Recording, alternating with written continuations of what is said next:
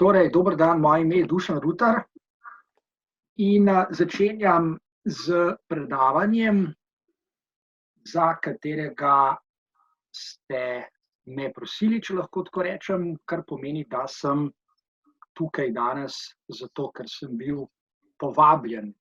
Samo dejstvo, da sem bil povabljen, ni nepomembno, kajti, kot bo razvidno takoj, bi lahko tole predavanje tudi mirno odpadlo oziroma se sploh ne bi nikoli ne zgodilo.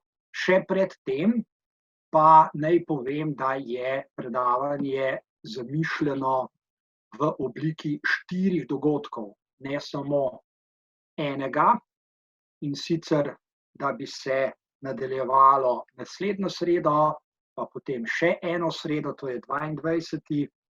april, in da bi se končalo v petek 24. aprila, če se seveda ne bo zgodilo kaj nepredvidenega. Če ste seveda tudi vi za to. Če niste, potem tako ali drugače povejte oziroma mi sporočite, ni nujno, da se zgodijo 4 predavanja, lahko se samo eno. Zdaj pa, če lahko nadaljujem, zakaj bi tole predavanje tudi mirne duše odpadlo oziroma se ne bi nikoli zgodilo. Obstajata 2 dobri izhodišči za odgovor na to vprašanje. Prvo izhodišče je mogoče najti v Slovenskem časniku, mislim, da je iz teh dni, v enem tedniku, v katerem znani slovenski komik in televizijski voditelj med drugim reče tudi tole. Komur je leta 2020 pri vseh sredstvih za preganjanje časa, ki so na voljo dolgčas, mora imeti resne probleme. Ta izjava je v bistvu dobra, zato ker ta mož v njej oziroma z njo izreče vsaj 3 precej problematične zadeve. Komentar sledi v nadaljevanju. Drugo izhodišče za odgovor na vprašanje, zakaj je tole predavanje sploh potrebno, pa je tole.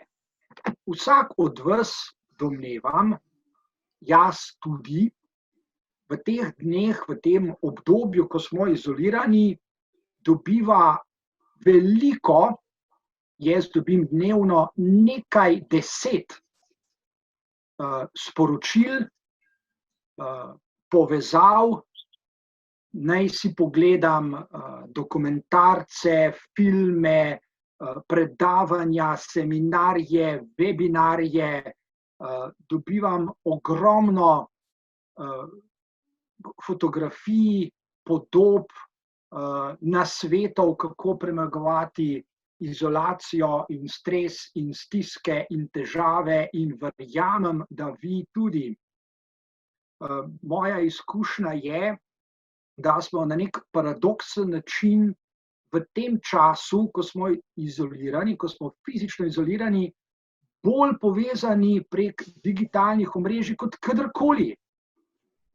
Nemogoče je, da bi v enem dnevu vse to, kar mi ljudje ponujajo in svetujejo, da bi si pogledal, da bi prebral, da bi poslušal, dan je preprosto prekratek. In če bi bila zadeva s psihologijo osamljenosti, izoliranosti in samotnosti tako preprosta, potem je tole predavanje preprosto odveč. Kratko malo je zgolj še en drobec v morju, v oceanu nasvetov in modrih stavkov in povezav in pogovorov in stikov in vsega, kar se zdajle med nami dogaja. Moje predavanje izhaja iz začetne ugotovitve, da na žalost ni tako preprosto. Da je majčkeno bolj zapleteno in da je zato kar dobro lotiti se nekaterih idej, ki jih bom razvil v nadaljevanju. Kot rečeno, danes, če bo po načrtu 1/4, kasneje še preostale, če pa boste rekli, da je vsega dovolj, pa pač samo to 1/4. Kot rečeno, smo dnevno zasuti z nasveti, kaj vse naj naredimo, da ne bomo v stiski, da ne bomo pod stresom, da se bomo bolje počutili in tako naprej. Tole je današnji logotip, Googlov logotip, s katerim nas je nagovoril že zjutraj, če smo pač se priključili, če smo vstopili v digitalna omrežja. In takih lepih, estetiziranih podob je tamle zunaj oziroma v oblakih, kolikor hočete. Ljudje si nenehno pošiljajo lepe podobe in modre izreke in kot rečeno, svetujejo drug drugemu, kaj naj naredijo, da bodo prebrodili ta čas izoliranosti. Ampak kot sem že omenil, zadeva na žalost ni tako zelo preprosta. Ker je malo bolj zapletena, potrebujemo nekaj teoretskih orodij. In v nadaljevanju si jih bomo lepo počasi pogledali. Pogledali bomo nekaj izsledkov sodobnih raziskav o tem, kako deluje človekova psiha, kako deluje kako delujejo možgani, kako deluje človek kot osebnost. Naj grem torej lepo po vrsti. Tista izjava, ki sem jo prej navedel, na začetku izjava nekega slovenskega komika, televizijskega voditelja, ima kot rečeno 3 problematične dele, 3 problematične izjave oziroma delčke izjave, se v resnici gre samo za eno. Mož najprej spregovori o sredstvih za preganjanje časa. Seveda misli na medije, na televizijo, na vse druge medije, ki danes poznamo, in zdi se, kot da so sredstva namenjena preganjanju časa. Najbrž se boste strinjali z mano, da je življenje prekratko, da bi zgolj preganjali čas, da je čas namenjen tudi drugim zadevam, kot so spoznanja ali pa doživetja ali pa izkušnje lepega, dobrega, inteligentnega in tako dalje. Druga problematični del njegove izjave je, da se čudi, da bi bilo čudno, če bi se človek dolgočasil ob množici sredstev za preganjanje časa. Seveda zadeva zopet ni tako zelo preprosta, dolgčas je pravzaprav drugo ime za stres in če se človek dolgočasi ob neinteligentnih oddajah, ki ga spravljajo v slabo voljo, ob oddajah, ki hočejo biti razvedrilne, pa v resnici sploh niso in tako dalje, je seveda več kot upravičeno pričakovati, da se dolgočasi in da se potem tudi izklopi. Še bolj problematičen je zadnji del njegove izjave, da bi tak človek naj imel resne probleme. Zadeva je, kot rečeno, preveč resna, da bi jo raztolmačili ali pa pojasnili ali pa opisovali na tako preprost način. Številni ljudje danes dejansko imajo resne probleme. Izolacija, kljub vsem možnim povezavam, ki sem jih omenil čisto na začetku, ima vendarle svoje zakonitosti, ki jih recimo raziskuje psihologija. In dobro se je majčkeno tudi poglobiti in poskušati najti odgovore na vprašanja, zakaj imajo nekateri ljudje v tem obdobju resne probleme.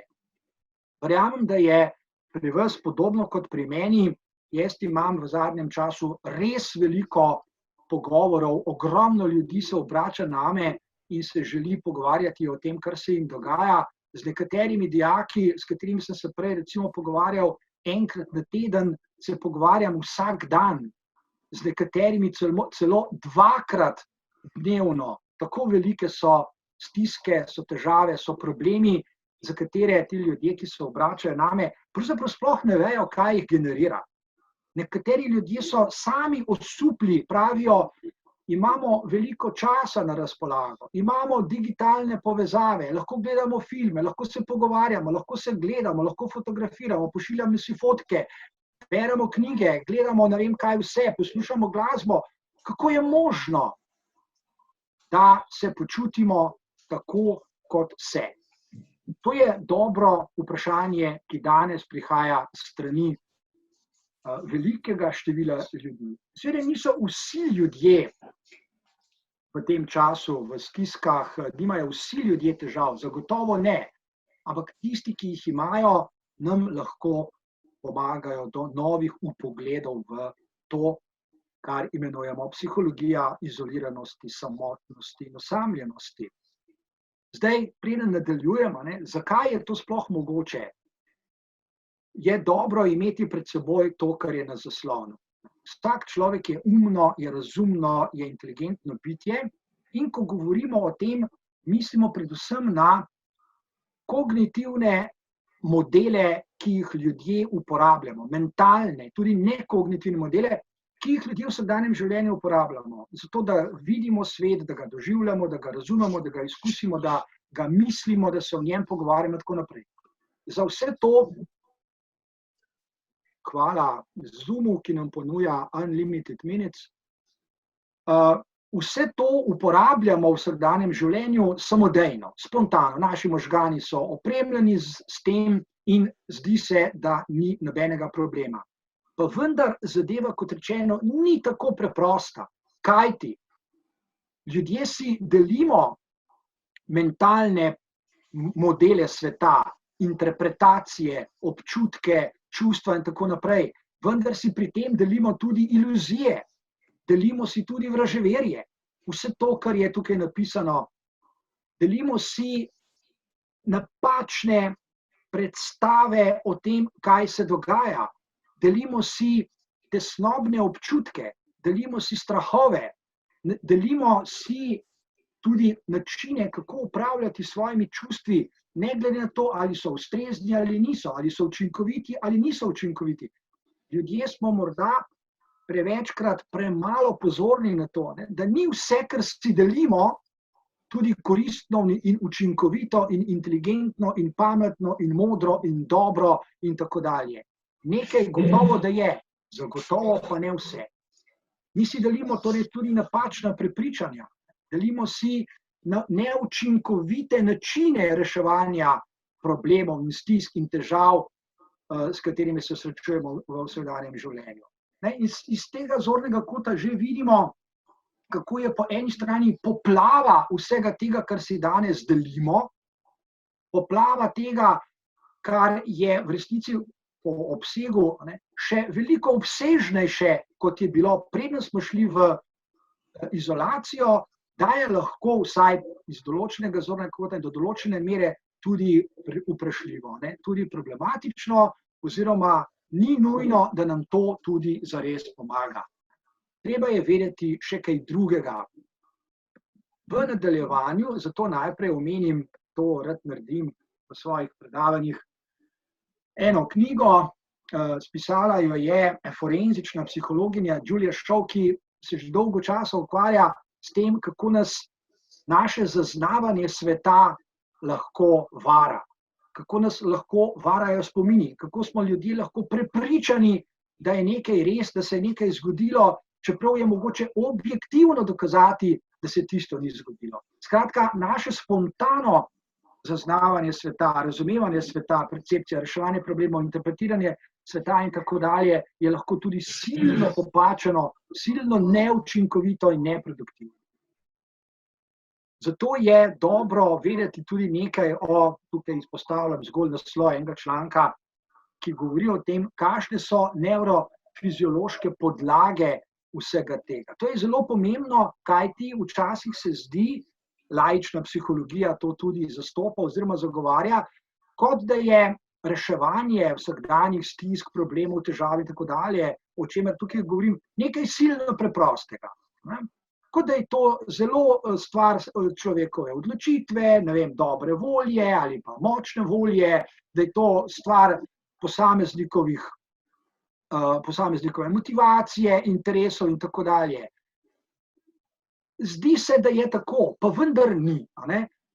Vsi ti izrazi, ki jih tukaj uporabljam, imajo biokemične, nevrofiziološke, celo fizikalne podlage, za katere veljajo matematične in fizikalne in kemične zakonitosti, ki jim spontana vsakdanja psihologija ne more blizu. Pravi, spontano vsakdanje zaznavanje tega, kar se nam dogaja, nam še ničesar ne pove, kar nam pogosto sporoča kakšna izkušnja, ki gre recimo približno takole.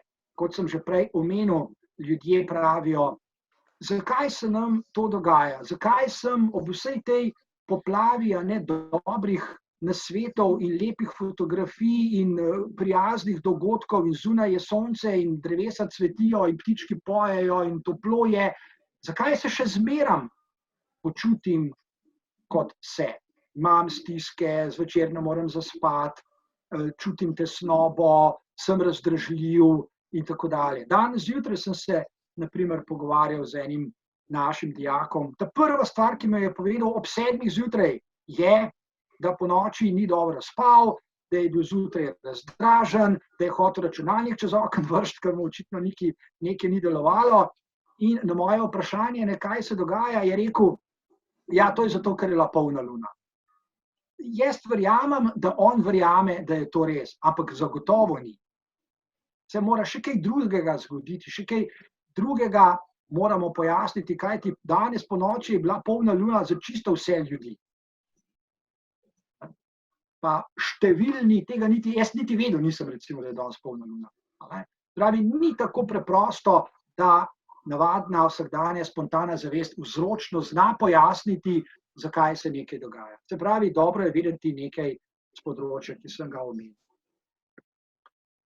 Dobro je vedeti še nekaj drugega. Ko govorimo o stiski, ko govorimo o občutkih izoliranosti, osamljenosti, razdraženosti, tesnobi in tako dalje, moramo vedeti, in dobro je, da vemo, da smo ljudje evolucijsko izjemno senzibilizirani za to, kar imenujemo tesnobna stanja in za strahove.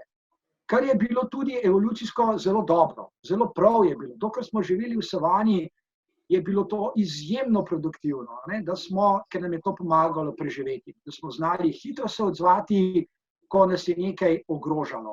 In če smo pri tem naredili kakšno zmoto, smo se odzvali, ne vem, na vejo, ker smo mislili, da je kača, nam to ni bilo nič hudega, nič problematičnega ni bilo. Bolje je bilo večkrat se odzvati na nevarnosti, kot pa premalokrat. Vendar mi že dolgo ne živimo več v savanah. Evolucijsko pa je občutljivost na anksioznost, na tesnobna stanja ostala. Vsi ljudje smo bolj ali manj občutljivi. Kaj to pomeni? In nič ne pomaga, če kdo reče, meni se pa to ne dogaja, ali pa jaz to z lahkoto, ali pa jaz to skozi eno uho noter, drugo ven. To so samo fraze, ki ne pomenijo prav dosti. Naj dam spet primer za to, kako pomembno je razumeti, zakaj nastajajo tesnobna stanja tako pogosto. Dijak, s katerim se pogovarjam te dni, mi reče, pogovarjal se je s svojo prijateljico in med drugim je beseda tudi nanesla na vprašanje, kako pomemben je v medsebojnih stikih zunanji izgled. Ta naš dijak, kar velja tudi za še nekatere druge dijake in dijakinje v našem zavodu,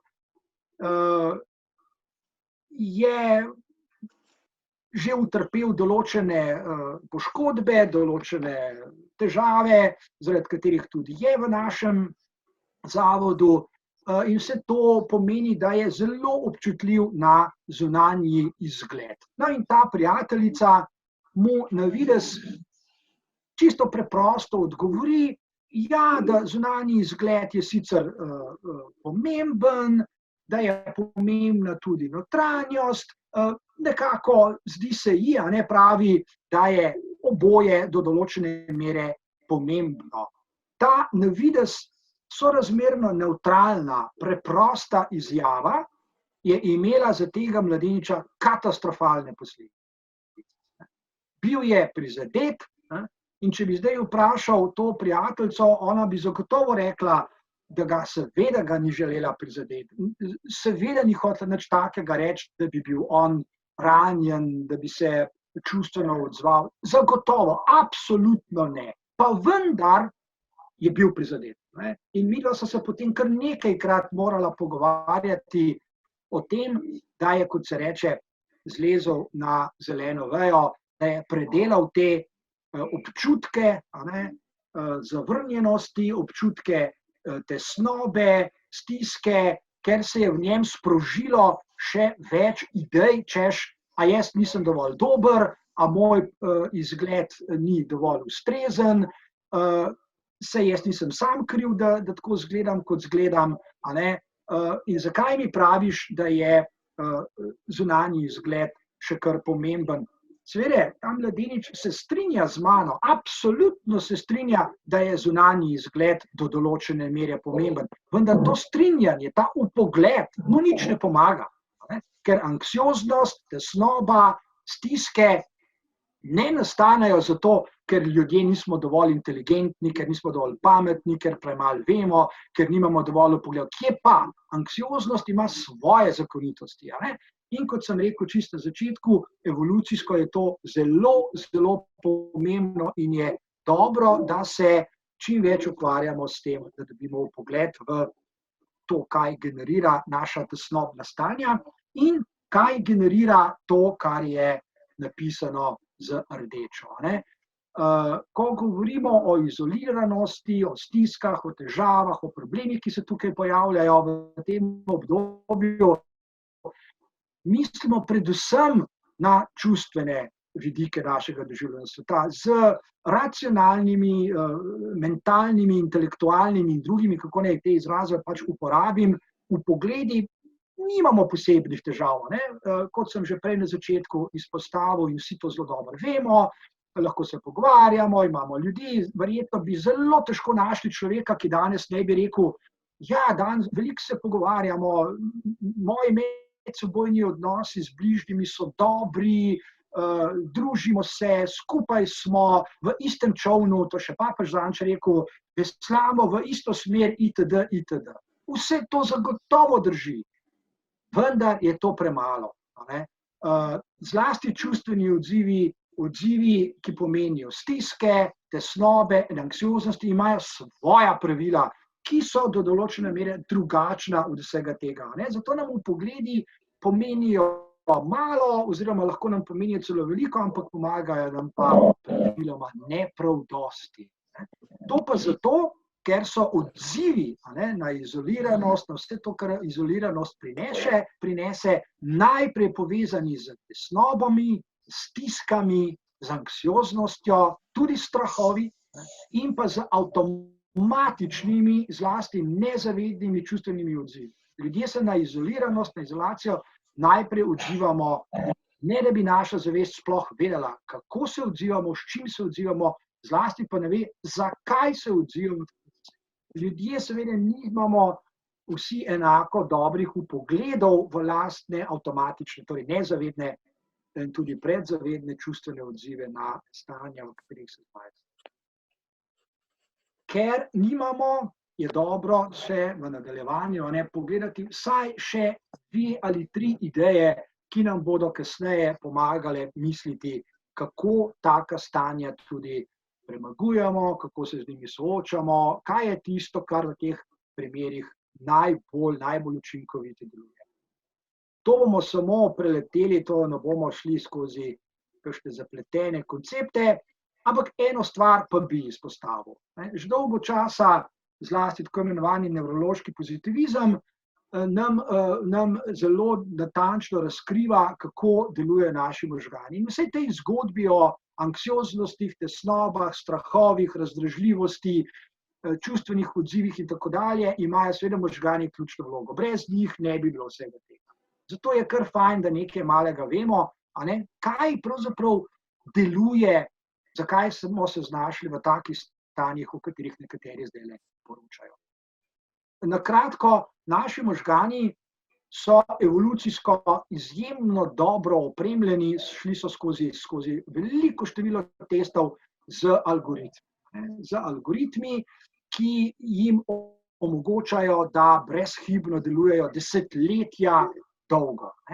Težava pri tem pa je, če lahko tako rečem, se ni nujno, da je težava, ampak za naše današnje razpravljanje pa je, da vsi ti algoritmi, ki nam omogočajo, da se spopadamo s težavami, da rešujemo probleme v vsakdanjem življenju, s čustvenimi stiskami in tako dalje, sami po sebi teh problemov ne rešujejo.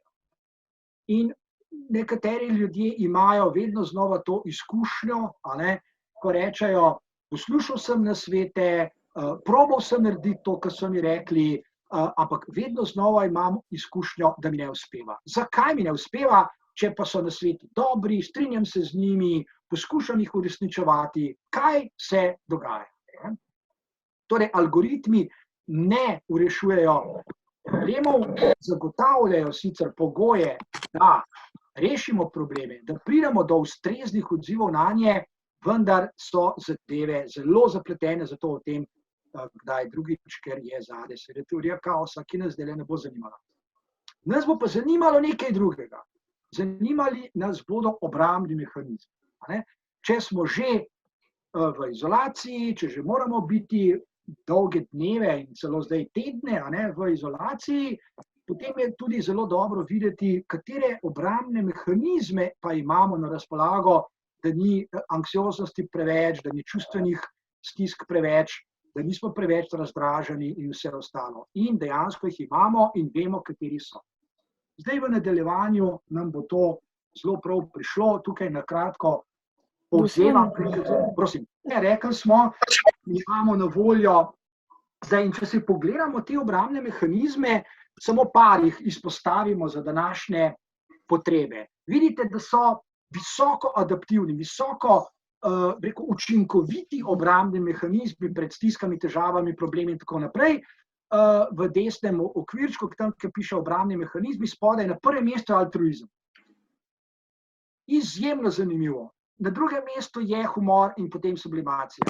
Zdaj seveda ljudje bi rekli, ja, saj to že vemo, saj tudi mi počnemo, veliko šal si zdaj pošiljamo, humorističnih oddaj gledamo, razvedrilih in tako naprej, ampak spet tako, kar se že malo ponavlja, verjetno kot lajna, zadeva ni tako zelo preprosta. Kaj ti? Vse to sicer res počnemo, ampak ljudje, ki teh obrambnih mehanizmov niso ugradili v svojo osebnost v vseh teh letih, ki se niso naučili teh obrambnih mehanizmov uporabljati, seveda se jih tudi čez noč danes ne bodo. Zato človek lahko gleda humoristične oddaje cel dan, pa ne bo zaradi tega čisto manj anksiozen, kot je bil zjutraj.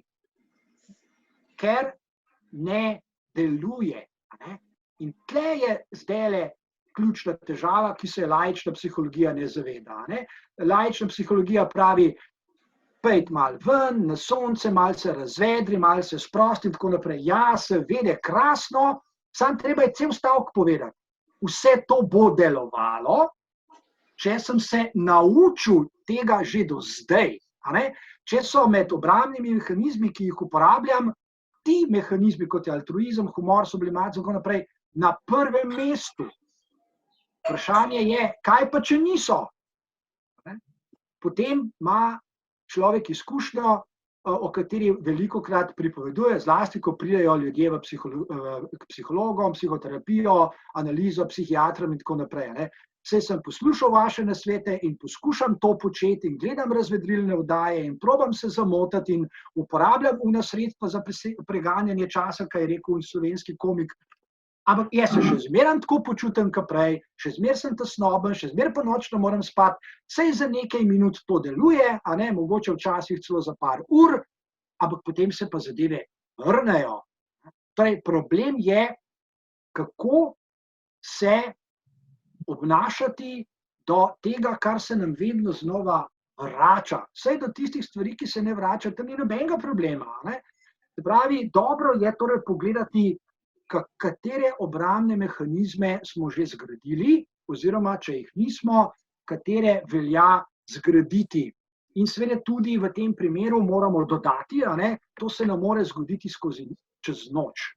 Osebnostna struktura nastaja leta dolgo, da ne rečemo desetletja, in en teden, en mesec je bistveno premalo, to ve vsakdo, ki je kdaj bil v kakšni psihoterapiji. Psihoterapija, ki traja 1 leto, pravzaprav sploh ni resna psihoterapija, praviloma traja dlje, ker so zadeve tako zelo zapletene. No, ampak gremo mi naprej.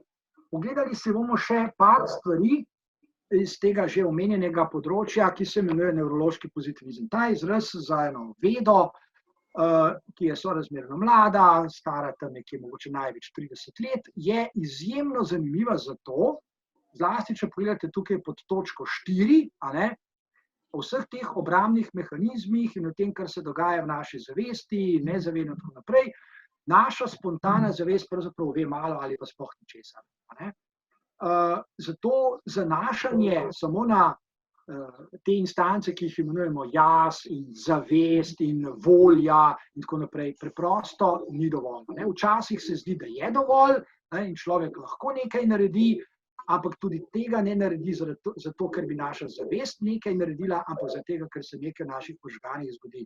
Naša zavest ne regulira možganov. Ravno obratno je res. Možgani upravljajo zavestjo. Zavest je učinek delovanja zavesti, ne pa obratno. Zato je bolje nekaj vedeti o avtomatizmih, ki delujejo v možganih in o algoritmih, kot pa o tem, kako deluje zavest.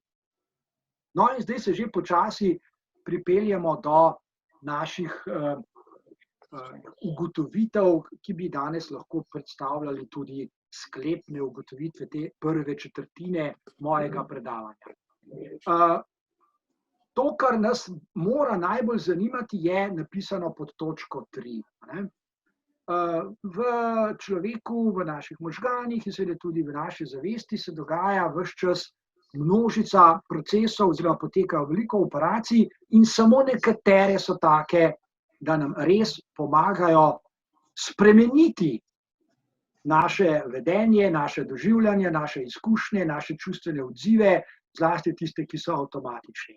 Lahko pa seveda se lotimo, no in zdaj se tudi bomo, tega, kar nam ti mehanizmi, te operacije, ti algoritmi omogočajo. In to je, da najprej dobro definiramo probleme, ne tako kot oni gospod, ki reče, tamle imate naprave za preganjanje časa, uporabljajte jih. To ni dobra definicija problema. Človek je anksiozen, človek je tesnoben, to ni dobra definicija problema, če rečemo, lej, majčkeno se razvedri, ali pa pomisli malo na kakšne lepe misli. To je slaba definicija, oziroma to je neustrezna definicija problema. In seveda, neustrezne definicije problemov, začetne neustrezne definicije, ne morejo privesti do dobrih rešitev. Pravi, ključno je, da se najprej lotimo dobrih definicij problemov, s katerimi se danes srečujemo. Evo. In zdaj lahko preidemo na neko drugo raven, če je bila ta malo bolj teoretska, preidimo na eno zelo konkretno raven. Tukaj izpostavljam še eno knjigo, ki sem jo prebral pred kratkim. Mislim, da je zelo uporabna za nas. Naslov je The Lonely City. Danes dejansko imamo izkušnjo, tudi po televiziji nam jo kažejo, koliko so ulice prazne in trgi so prazni in restauracije so prazne in ceste so prazne in tako dalje. Dejansko je življenje v mnogočem podobno temu, kar je zapisano, razgrajeno v tej knjigi, Osamljeno mesto. Zdaj, preden nadaljujemo, moramo razločiti še na kratko 3 izraze.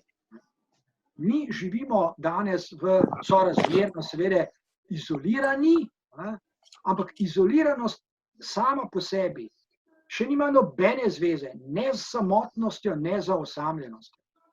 In ko govorimo o stiskah in anksioznostih in težavah in vsem tem, kar se danes nam dogaja, ne mislimo toliko na izoliranost. Izoliranost sama po sebi pravzaprav ne generira nobenih posebnih problemov.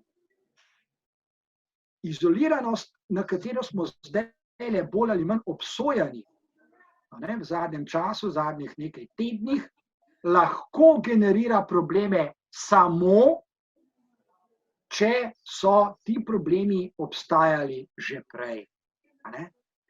Osamljeni ljudje, zlasti osamljeni ljudje, ki čutijo, ki imajo veliko občutkov osamljenosti in kasneje bomo to še razgradili, so seveda neprimerno bolj dovzetni za stiske in težave, zlasti čustvene, ko se znajdejo še v takem položaju, v katerem smo mi zdaj, se pravi, ko so še izolirani. Se pravi, izoliranost plus nagnjenost k doživljanju osamljenosti, to pa je problem.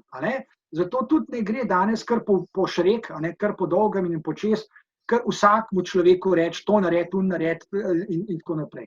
Saj niso vsi ljudje osamljeni, nimajo vsi ljudje občutkov izoliranosti, v tem smislu čustvene, socialne izoliranosti, o kateri bomo še govorili. Zato je najprej, torej v nadaljevanju, najprej dobro izhajati iz teh razlik.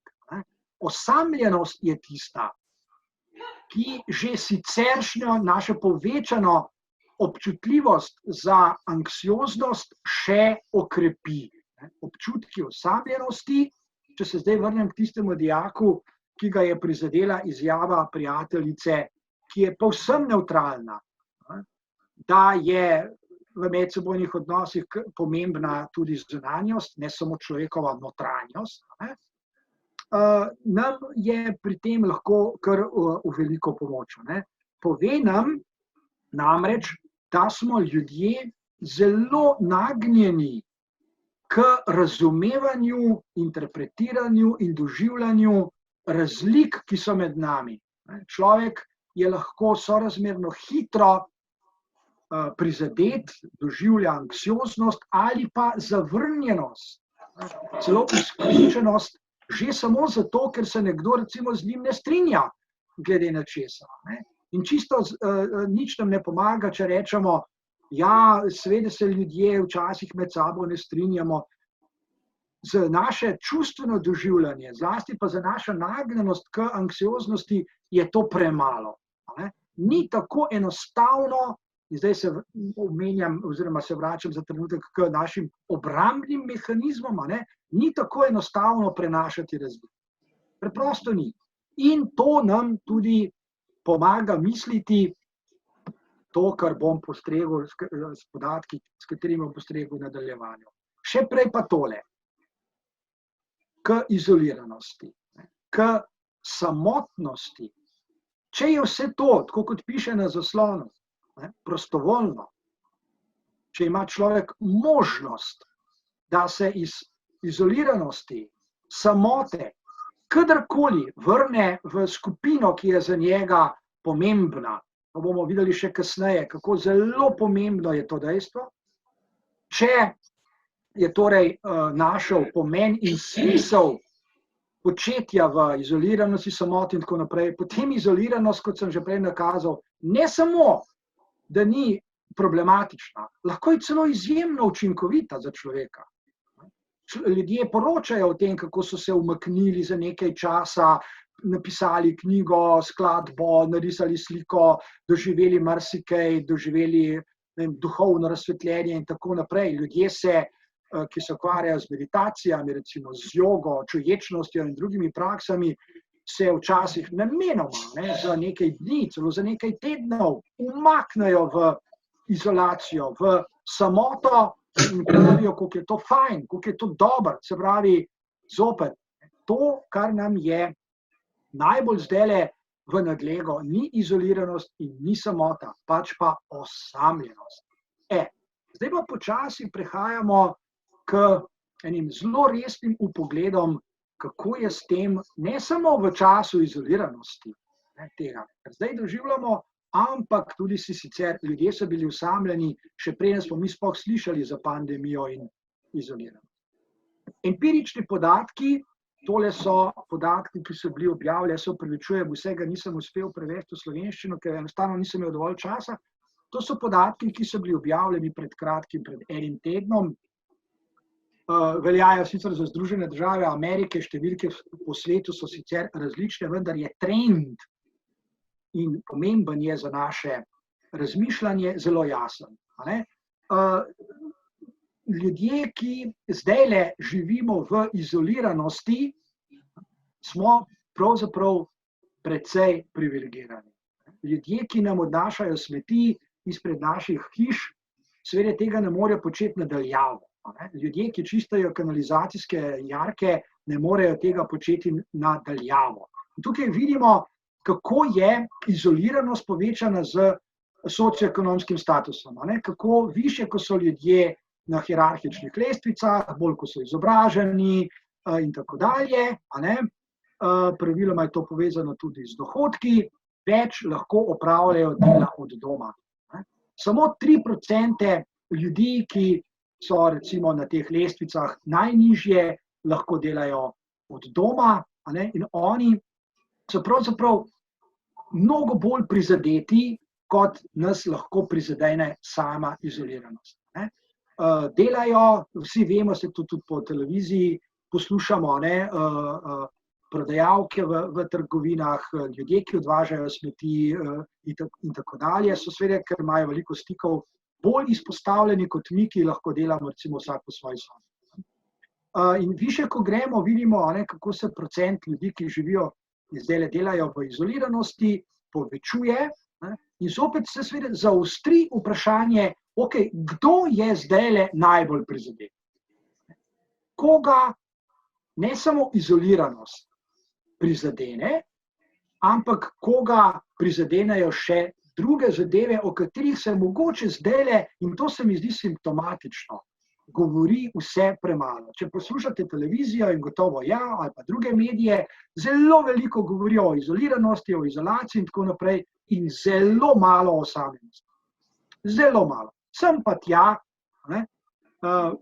statistika, podatki pa pravzaprav kažejo, da je ključni problem pravzaprav tukaj. In zdaj, če se lotimo te teme, potem velja najprej reči takole. Vse, kar sem do zdaj povedal, vsi nasveti, kako premagovati stiske in tesnobe in tako dalje, v nekem smislu, jaz sem tega res veliko zasledil, vedno znova, oziroma pogosto, ne bom rekel vedno, pogosto izključijo tole, kar je zdaj na zaslonu. Glejte lepe filme, domače, razvedrilne oddaje, poslušajte glasbo, zrite v nebo, meditirajte in tako naprej. Super, to lahko počnete sami. Redkeje se pa izpostavi temeljna potreba oziroma temeljne potrebe, ki jih imamo človeška bitja, in v nekem smislu so te potrebe psihološko vzeto še pomembnejše od bioloških potreb. Mi, ki živimo v razvitem zahodnem svetu, praviloma z biološkimi potrebami in zadovoljevanjem bioloških potreb kakšnih posebnih težav nimamo. In glede na ono prejšnjo lestvico, kako narašča zmožnost ljudi za delo od doma, rasti skupaj s socioekonomskim statusom, težav z zadovoljevanjem bioloških potreb zdaj v glavnem ljudje, ki živimo v tem koncu sveta, nimamo. Čisto nekaj drugega je pa s psihološkimi potrebami, ki pravim, po neki plati, pravzaprav so še pomembnejše od bioloških. In spet, treba je biti zelo natančen, kajti, ko govorimo o potrebi po medsebojnih odnosih, bi verjetno spet zdravi razum planil takoj in to tudi naredi. In nam takoj reči, ja, seveda odnosi, jasno, mi imamo krasne odnose, dobre odnose, doma imamo odnose, pogovarjamo se z bližnjimi. Zdi se, če poslušamo take vsakdanje izjave, da imajo vsi ljudje krasne medsebojne odnose. Kar bi bilo čudovito in bi bilo krasno. Samo potem tiste številke, ki jih bom pokazal pozneje, ali so izmišljene, ne, ali pa nam pripovedujejo eno drugo zgodbo. Nažalost namreč, že zdaj lahko rečem, ni zopet tako zelo preprosto. Ko govorimo o potrebi po odnosih, se moramo vprašati, ok, fino, seveda, medsebojni odnos, jasno, človek ne živi rad izoliran, sploh pa ne osamljeno. Če že samotno, kdaj pa kdaj, ok. Osamljeno pa zagotovo ne. Ok, o kakšnih odnosih potem govorimo? Katere odnose potrebujemo bolj in katerih odnosov sploh ne potrebujemo? Že naprej lahko povemo, da obstajajo medsebojni odnosi, ki so toksični. Gotovo ne bo rekel nobeden, da ima rad take medsebojne odnose. Ne bo rekel, da ima rad razdiralne odnose, neproduktivne odnose. Se pravi, obstajajo odnosi in obstajajo odnosi. Torej, ko govorimo o potrebi po odnosih, govorimo zlasti o tem, kar piše. To so odnosi medsebojnega sprejemanja in spodbujanja. In zopet, če dam primer, mi reče dijak, ja, zakaj mi tolikrat kdo reče, tudi starši, da jaz nisem za nobeno rabo, da iz mene nič ne bo, da nisem sposoben za to, da nisem sposoben za ono, in ga prizadene. Zdaj, zakaj rečejo, to je seveda zdaj druga zgodba, ampak dejstvo je, da se to dogaja. In vprašanje torej je, koliko je medsebojnih odnosov med ljudmi, ki so resnično odnosi medsebojnega sprejemanja, spodbujanja, potrjevanja in tako dalje. Iz izkušenj vemo, pa tudi iz raziskav vemo, da, in tudi prej sem na to se nakratko obrnil, namreč, da je percepcija, vsakdanja percepcija, spontana zaznava medsebojnih odnosov velikokrat zelo popačena. Da imajo ljudje za dobre medsebojne odnose tudi taki, ki so dokazano destruktivni. Otroci, ki živijo v družinah recimo z alkoholikom, še vedno rečejo, da imajo svojega očeta radi. Da je dober človek. Včasih se ga malo napije, ampak v resnici je pa dober človek. To je tak lep primer napačnega, spontanega zaznavanja, kateri odnosi so dobri in kateri niso. Kateri so razdiralni, zlasti dolgoročno vzeti. In enako velja za pozitivne odnose in za učinkovite odnose. Zdaj pa, kot rečeno, če znamo razmišljati o tem in ločiti odnose, ki so res produktivni, ki so res dobri, ki so kakovostni od odnosov, ki niso, potem smo že blizu, da ugotovimo, kaj se dogaja, če naši medsebojni odnosi, in to je ključna zadeva za naše razmišljanje o psihologiji izoliranosti, osamljenosti in samotnosti, če torej niso taki, zelo hitro v luči vsega, kar sem povedal, evolucijskih mehanizmov, nagnjenosti k tesnobi, k občutljivosti za medsebojne razlike in tako naprej, zelo hitro privedajo do tega, kar je tukaj napisano. Zelo hitro. In seveda to je tudi že uvod, zakaj so številke, o katerih bom kasneje spregovoril, take, kakršne so. In kažejo, da je podoba naših medsebojnih odnosov in našega skupnega življenja, med tega, kar imamo med seboj, nažalost veliko manj rožnata, kot se pa zdi spontani zavesti. Ali pa kot bi mi radi, kot bi si želeli. In taka podoba sveta seveda prihaja v časih, ko smo izolirani, še bolj do izraza. Torej, če povzamem, obstajajo medsebojni odnosi, ki jih imenujemo toksični, in ti odnosi so dolgoročno taki, da tudi povzročajo pri ljudeh fizične bolezni. Vemo, da so korelacije med toksičnimi odnosi in diagnozami, kot so rak, tudi diabetes in nevrodegenerativne bolezni, sorazmerno visoke. Te korelacije so visoke in ni res, da jih povzročajo samo geni in težave z metabolizmom in druge težave. Gotovo, da je to res, ampak toksični odnosi imajo pri tem tudi kar pomembno vlogo. In seveda po drugi strani govorimo o odnosih, ki so za nas, za to obdobje izoliranosti ključnega pomena, ker se o njih prvih ne želimo. To so odnosi, ki povečujejo naše blagostanje in dobro počutje, wellness, socialno blagostanje in tako dalje. To pa že. In zdaj v tej luči vidimo, kako so sicer dobronamerni pozivi k temu, kako naj se zdaj soočamo s stresom in tako naprej, kako so prekratki. So dobronamerni in se zdi, da so krasni in da so čudoviti, ampak to, da si jaz zdaj vsak dan pogledam 3 razvedrilne oddaje, pa preberem 5 modrih izrekov, pa pogledam nekaj krasnih slik, pa poslušam še en koncert glasbe, ki mi je všeč, mojih medsebojnih odnosov, če so na primer toksični, ne bodo magično spremenili v odnose, ki širijo moje blagostanje, povečujejo social well-being. To je zdaj moja ključna zadeva, do katere sem hotel pripeljati. Zdaj, kot sem rekel, je pa to že uvod v objektivne podatke. V objektivne številke, ki pa pokažejo zadevo v precej drugačni luči, kot sem rekel, da bi mi radi in da bi nam bilo všeč in kot misli vsakdanja, spontana, zdrava pamet. To so rezultati objavljeni leta 2020, se pravi, bolj sveži sploh ne obstajajo. To so rezultati raziskav, ki so bili objavljeni pred nekaj tedni.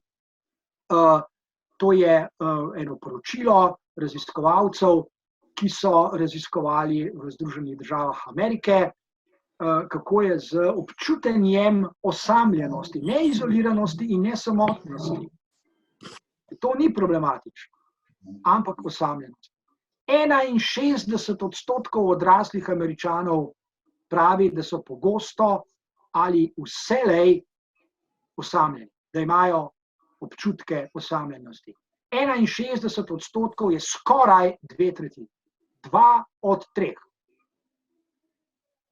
Podobno 1/4 Američanov izjavlja, da je njihovo duševno zdravje šibko, podpovprečno oziroma da je revno. Vsak 4. To nam seveda pokaže zadeve v precej drugačni luči, zlasti pa nam pove, da seveda ti ljudje niso postali taki včeraj, niso taki v času izolacije. Kje pa? Podobni podatki so bili objavljeni pred 5 leti, pa 10, pa 15. Nič pravzaprav bistveno drugače ni. Enako, če nadaljujemo, povem še par za nas, za naše razmišljanje pomembnih izjav oziroma izsledkov raziskav. Zopet za Združene države Amerike. Več kot polovica ljudi, odraslih ljudi, izjavlja to, kar tukaj piše. In za ljudi, za posameznike je to pomembno. Tako kot je pomembno, da me vsaj nekateri ljudje, moji bližnji, dobro poznajo, ker drugače me težko spodbujajo, potrjujejo, ker če ne poznamo človeka dobro, potem hitro streljamo mimo s svojimi nasveti in priporočili, kaj ne bi počel in tako dalje. Tako je tudi pomembno, če imamo občutek, da me ne poznajo dobro. Meni je vseeno, ali me dobro pozna ameriški predsednik ali ne. Ni mi pa vseeno, ali me dobro poznajo moji bližnji ljudje. Ker je to za kvaliteto naših medsebojnih odnosov zelo pomembno. In če več kot polovica ljudi izjavlja to, kar piše, potem mislim, da je to zaskrbljujoče. Kot sem že prej povedal, to je še ena raziskava, ki je sicer malo starejšega datuma, kar ni pomembno, zato sem jo tudi dal semle gor, to je iz leta 2014, ko 46% ljudi izjavlja v ZDA, da se pogosto ali vedno počutijo osamljene. Zadnji podatki, če se spomnite, prej sem rekel, kažejo 61%. Kar pomeni, da morda število ljudi, ki se pogosto počutijo osamljene, skokovito narašča. In še nekatere druge študije kažejo, da je to morda res. Bo treba še to dokazati, ampak zaenkrat je videti, da so te številke take, kot jih navajam. Če gremo še čez lužo sem v Evropo, v Veliki Britaniji, tudi po raziskavah, ki so bile objavljene leta 2014, izjavlja to, kar tukaj piše. Mogoče še tale zelo pomemben podatek, zopet velja za Veliko Britanijo, polovica starejših ljudi izjavlja to, kar tukaj piše. Moja edina družba so televizor, pa hišni ljubljenčki, če jih imam. Vsak drugi, kar pomeni izjemne, enormne občutke osamljenosti, ki so še toliko bolj pomeni, potem, ko je človek star 65 ali več, ko je praviloma tudi že upokojen, kar pomeni, da niti ne gre vsak dan v službo, da bi imel več stikov z ljudmi. Pomembna je tudi tale raziskava še z drugega konca sveta, iz Japonske. Torej, mislim, da ni treba, da jo preberem, da je več kot zgovorna. Zdaj bi na kratko spregovoril še o eni zadevi, potem pa res mogoče pustimo še nekaj časa za danes za demokracijo. Če povzamem vse to, kar sem povedal, bi na kratko rekel takole. Pomembna torej ni toliko izoliranost, pomembni so občutki osamljenosti. Osamljenost povezana z avtomatičnimi čustvenimi odzivi, ki jih ljudje težko nadzorujejo ali pa jih sploh ne morejo, zato pa so avtomatični, se reče, da so avtomatični. Čustva, s katerimi je težko upravljati, ne pomeni, da se ne da, je pa težko, zlasti, če so to avtomatični odzivi, kot sta jeza in žalost, povezane z občutki, siceršnjimi občutki, ki niso nastali v obdobju izoliranosti, občutki socialne nekompetentnosti, zapravi z občutki, da se človek težje vključuje v družbo, da je večkrat na obrobju ali pa da sploh ne gre v družbo, da se ne druži z ljudmi in tako dalje. In seveda, če se to vse povezuje še brez dobrih kakovosti, spodbudnih in podpornih medsebojnih odnosov, potem imamo res pred seboj recept za katastrofo. In to je pa zdaj res kompleksno, dobro izhodišče za nadaljnje razmišljanje, kaj je tisto, kar nam pomaga misliti, kaj zdaj lahko v tem času z takimi občutki, s takimi čustvi naredimo. To je zdaj samo za nadaljevanje. Jaz bi se tukaj zdaj na kratko ustavil.